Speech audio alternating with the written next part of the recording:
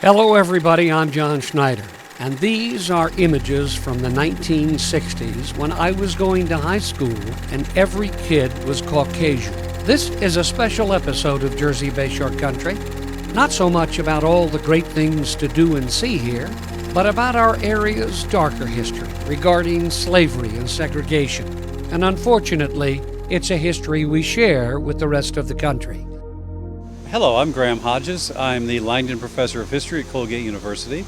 I'm the author of 8 books, and one of my books is on Monmouth County during the early American Republic. New Jersey starts off as a colony with slaves, and this spot, Tinton Falls, is an early attempt to industrialize slavery in the North. Lewis Morris, who was one of the leading merchants and landowners in early Jersey, established an iron mine and refinery, and there Lewis Morris employed up to 40 enslaved people over the next 25 or 30 years. What Morris was doing here was pretty revolutionary because it wasn't agricultural. It was to create a product and to use enslaved labor to do just that. Historians like to think about societies with slaves and slave societies. The first is a society where slavery is one of a number of systems, not necessarily the most important. Slave societies, on the other hand, most famously the Sugar Islands, the West Indies, or the rice plantations of South Carolina, or the cotton fields, where slavery is the primary engine of the economy. Now, New Jersey has both. There are towns in which there are a few slaves, but there are also towns, like Freehold in particular, where there are far, far more enslaved people than there were available landless young white males for employment. Okay. So it's a place where slavery in the fullest sense exists. It is the economic engine that propels the fortunes of small Dutch, Huguenot, Scot-Irish farmers. Those people find it very necessary to own a slave to clear the land, to make an arable property, and then year-round work at growing crops, at harvesting them, doing all kinds of labor throughout the year. So slavery is critical to the economic well-being of New Jersey from its founding in the 1660s, almost till the time of the Civil War. New Jersey, like most of North America, was not a principal stopping point for the African slave trade. Most of it went to Brazil. The rest went to the West Indies. And what was left over would come up to what people were left over would come up to the Carolinas and then further north. Okay, so this was not a main focus of the international slave trade. So there would be occasional direct voyages, but overall most enslaved people came in single lots or on consignment from the West Indies or further south and would be purchased at the dock. Everyone in early America believes in God. It's impossible to be an atheist. If one believes in God, especially if one is a member of the Church of England, there's an obligation to proselytize, to ensure that all the people who are around you are also believers. To have zeal or unbelievers is to risk their damnation and possibly your own.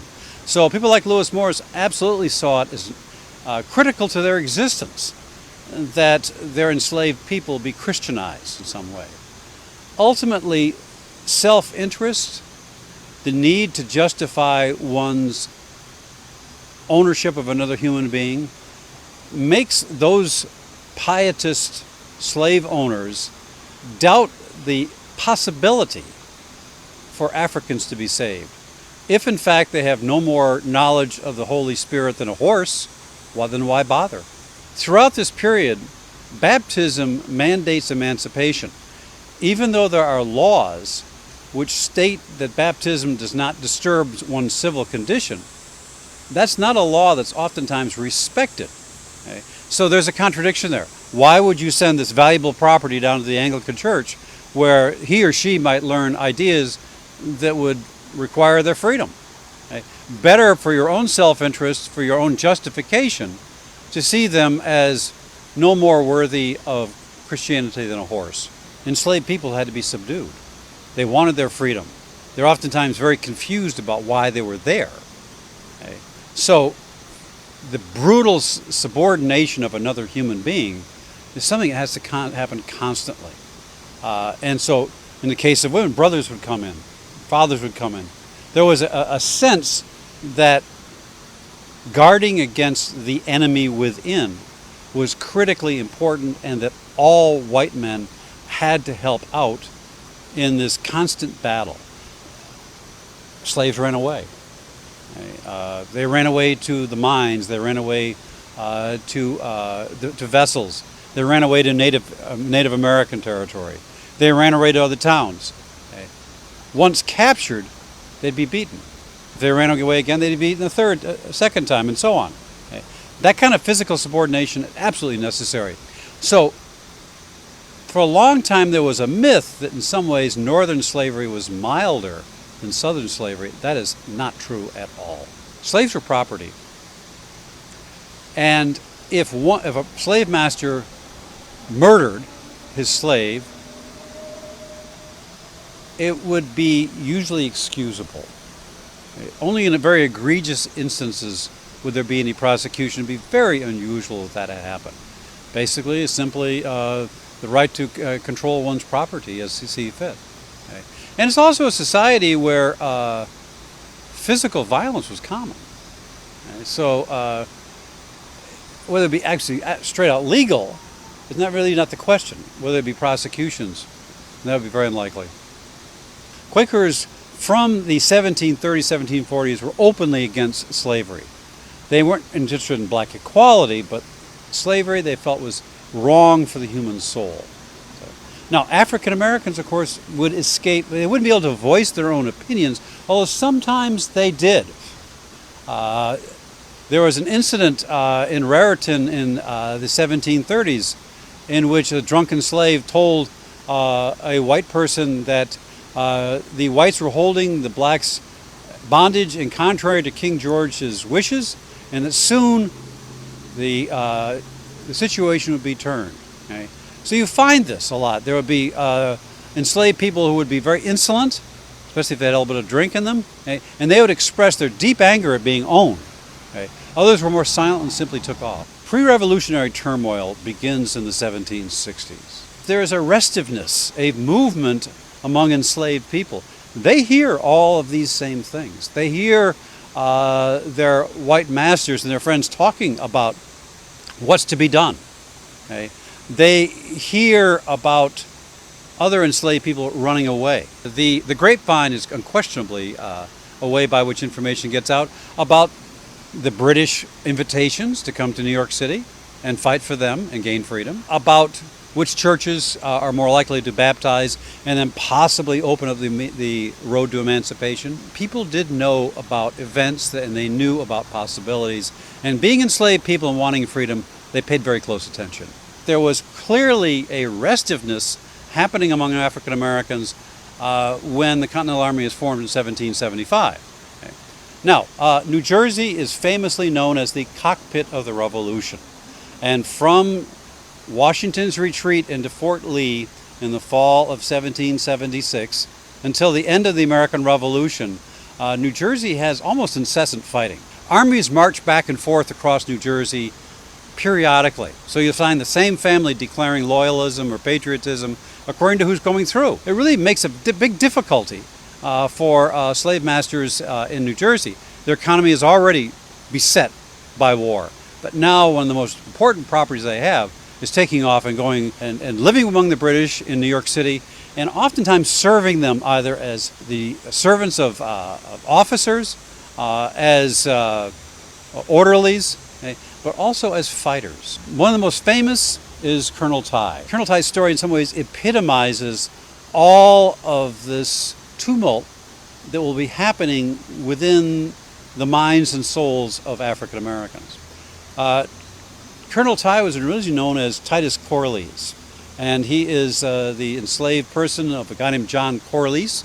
Titus takes off. Titus becomes quite well known in the summer and fall of 1779 and also the following year when he's stationed out in Sandy Hook. He is now Colonel Ty, leader of a motley band of black and white refugees who raid the area of Shrewsbury, Middletown, Freehold, Tinton Falls, raid the homes of patriots. Barnes Smock, who was a captain of militia, has his home, his cannon spiked. Okay? But go into people's houses, take whatever is valuable, take their cattle, take their forage, goes over to Sandy Hook, the British come and pick it up, pay them money for this, and this happens over and over again. So David Foreman, who is a leaving patriot, writes anxiously to Governor Livingston and says, you've got to help us out. You got to declare martial law here because this Colonel Ty is wreaking havoc. And he does this over and over again. Okay?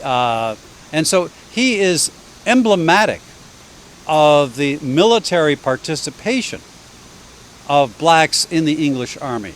Josiah Huddy was very famous in New Jersey for his treatment of loyalists. He was a very belligerent guy and was responsible for several killings. Colonel Ty and his band capture Josiah Huddy at his home in Toms River in the fall of 1780. And then as they are taking him across the bay, Navesink Bay, a group of patriots attacks them. And there's a constant battle. And during this time, Huddy escapes by swimming away. Colonel Ty is wounded in the wrist and lacking any kind of medical treatment, develops lockjaw and dies within a couple of weeks. So by the 1780s, Colonel Ty is dead, but his memory lives on. You'll find him in the histories of Monmouth County written in the 1830s and 1840s. And they talk about him with some admiration and even say that had he been on the Patriot side, the war might have ended earlier. Because they thought he was really a very brave, skillful tactician. So Colonel Ty is certainly initially part of the revolutionary memory of New Jersey. By 1783, there were about 60,000 people living in New York City. About a tenth of them were formerly enslaved people who had self-emancipated themselves, gone to the British. Okay. As the British began to evacuate New York in 1782, formerly enslaved people would go with them. Okay. This was not at all clear until the famous negotiations between Sir Guy Carleton, who was the commander-in-chief of British forces in North America, and George Washington, who needs no introduction. And they met in Newburgh in 1783. Washington asked about the 7th article, that all property would be returned. And specifically, it asked about slaves. Carleton said, they're gone. Gone, you say, said Washington. He'd lost about 12 or 15 people. So he was concerned about this. Okay? And Carleton answered that yes, that the king had an obligation to these people. And in fact, if you think about it, the generals had made proclamations offering freedom. Okay? To go back on that would besmirch the honor of the king. But there was a powerful sense that blacks had fought for the English, so why should we give them their freedom? The same feeling was about Quakers, that they at least had stood by during the Revolution, and Quakers were key allies in the black demands for freedom. But there was no particular impetus in New Jersey to move towards gradual emancipation.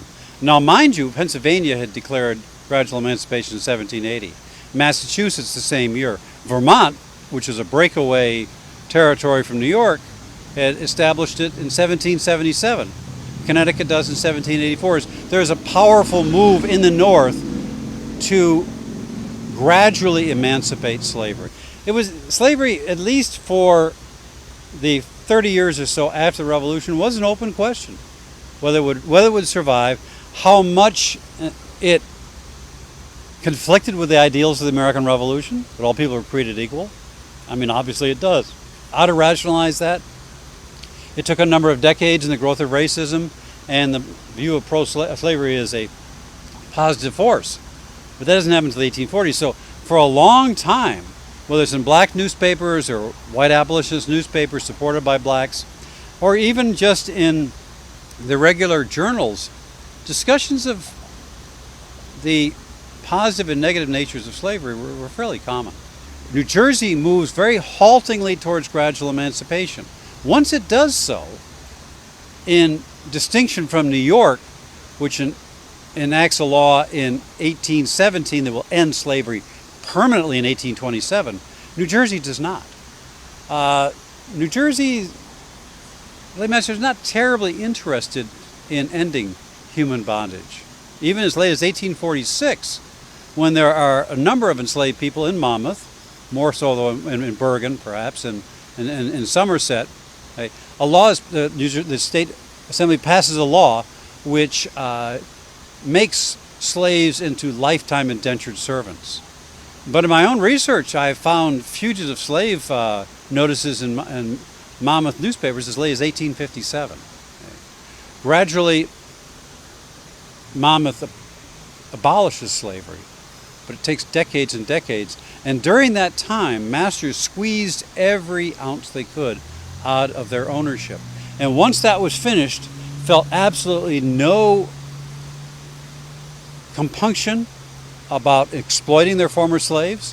One of the systems that was used in New Jersey very commonly was for the master to offer the former slave a cottage on his property, to feed him, to give him tools, give him firewood, and that would be taken out of the annual earnings. It was sharecropping under a different name. And so one finds in the census, and I detail this in my book on slavery and freedom in the rural North, that blacks are oftentimes, even though they're free, highly dependent upon masters for decades to come. Or for that matter, it could be a family with the mother and father were free and the son and the daughter who were enslaved. Or a husband who was enslaved and a wife who was free. These kind of complex family situations are very common. Slaves remain, black people remain important agricultural laborers. They were important for the mills, important for the mines. They were widely used as domestics. So they are a critical part of the economy. And they would not be paid the wages to which they were deserved, nor were they treated with any kind of equality. What one does see is the rise of kind of a modern racism during this time, much more so than the colonial period, in which there are pseudo-biological beliefs about the inferiority of one group. One does not find, I think it's very, very interesting, that African Americans generally joined the denomination of their masters. It's true, especially for the Reformed Church. Very, very few blacks were members. Rather, what they would do, beginning with itinerant ministers such as John Jay and George White, working out of New York, they would ride through the countryside preaching the gospel. And be listened to in the fields, in homes, wherever people would gather. From that develops the AME Zion Church, which is very important, and the establishment of small rural churches for black people. And with that, the creation of a kind of society, people who are can worship together and find a commonality. One does also find the growth of a tiny middle class, people who own a few hundred acres, who begin to own more possessions, furniture, mirrors, Bibles. You can see this in their wills. You can see it in the tax forms that they had to fill out. That they're not a lot. It's thin, but there are people who are learning to live in Monmouth County rather than, as most people, black people did, to flee to the big cities and try to get a better life there. But gradually Monmouth County does develop a kind of middle class by the 1840s and 1850s. While slavery may have gone through a slow death in the early 19th century, that New Jersey's economy, as with New York's, as in New England's, was still very heavily dependent on slavery. That the ownership of slaves was the most important property of any kind in the United States in 1860. Any kind. Not furniture, not land, not stock securities, people. We now understand that everything was tied together in those days. So I think that's something that people are only now beginning to grasp about our past, that slavery was not only there, but it was critical to the economic and social development of the nation. But once Lincoln issued the Emancipation Proclamation on January 1st, 1863, and then invited blacks to serve in the Union Army, they did so, of course, we know now, by the hundreds of thousands, and are the principal reason why the Union Army eventually won by wearing down the South. And Monmouth County blacks served. Okay, there are rough totals. We know about some of them. Probably several hundred eventually went and served. And they did so because they knew they were ending slavery. It was not just that this was something that would earn them a meal, because by then it was pretty obvious it was a very dangerous war. One could get easily killed. But rather because they firmly believed that this is a war to end slavery. Booker T. Washington is important for our story about Monmouth County in New Jersey because his ideology of self-uplift, of dignity, and acceptance of separation becomes a predominant mode among black New Jerseyans in the 1870s and 1890s. Okay? In fact, some ways it anticipates what he does. Because, the post-Civil War period was a time of Reconstruction followed by terror, by lynchings, by murders, by intimidation, by growing segregation. And so someone like Booker T. Washington his philosophy was a means of trying to deal with a nearly impossible situation. Or as Rayford Logan, the great black historian, called it, the nadir of race relations. No matter how bad we think things are today, they were worse then. The long shadow of slavery continues into the 20th and 21st century. There's no doubt about that. Slavery and the desire by former masters to control black people in bondage is a reason for Jim Crow. It's a rise for the mass prison system, a reason for racism, justification for it.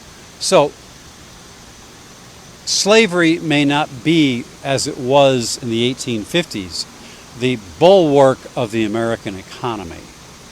And that's true north as well as south. That may no longer be the case, but the after effects are very much there.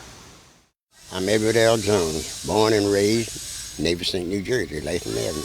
Went to school, Milltown School, graduated in 1945, put a year and a half in the service, came back out, and went to work for the railroad, worked 30 years for the railroad, right? 30 years for a funeral parlor in Red Bank Child Funeral Home. I think I'm the oldest living person in Navesink right about now, and that's the truth. I don't think there's anybody in Navesink my age. Segregation was a dog, right? I was in Alabama in uniform, and I went to the place to get my picture taken. And the guy started calling me right out of my name first thing. Called me nigger right off the bat. Told me how people down there didn't like niggers and how he did, and then if I was in town, I never even do, I could come up and talk to him, right? I was 19 years old and scared to death, petrified, right? Because you never knew what they were going to do to you.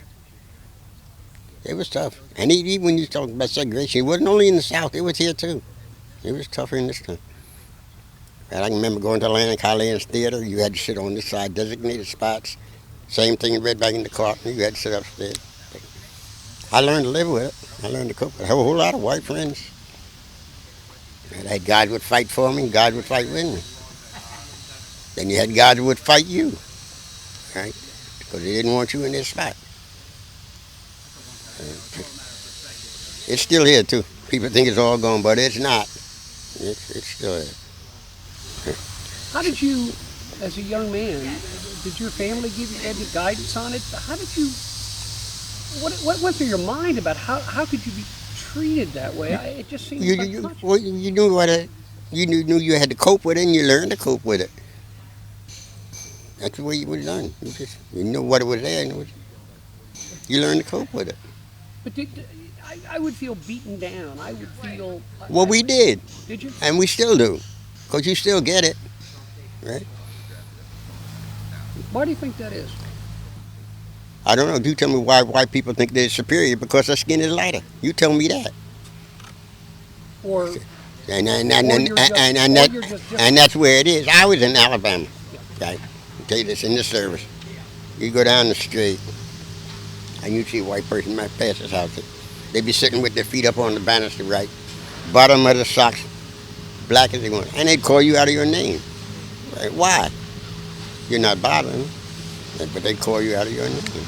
They thought they were superior. I can remember being in Alabama and Joe Louis was fighting Billy Conn, prize fight. And we couldn't go off the post. Not the black soldiers.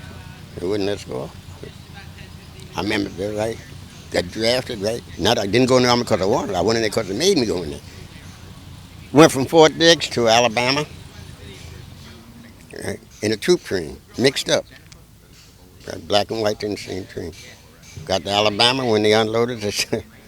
We weren't blacks back then, we were colored. Okay, all the white soldiers over here, all the colored soldiers over there. All black outfit. Right? The only thing white in my outfit was my commanding officer. They marched the white soldiers to that side of the camp, and us to that side. And we never saw the guys that we left Jersey with. Right? They went one way, we went another. Everything in my outfit was black except for the company commander. And that's the way it was until I got out of service. And I got out of service in 47. You said it still exists. I believe And it does. It does. People don't think it does, but you know, you go a lot of places they don't want you in there. They wouldn't tell you they don't want you in there, but you can tell by their actions that you're not wanted.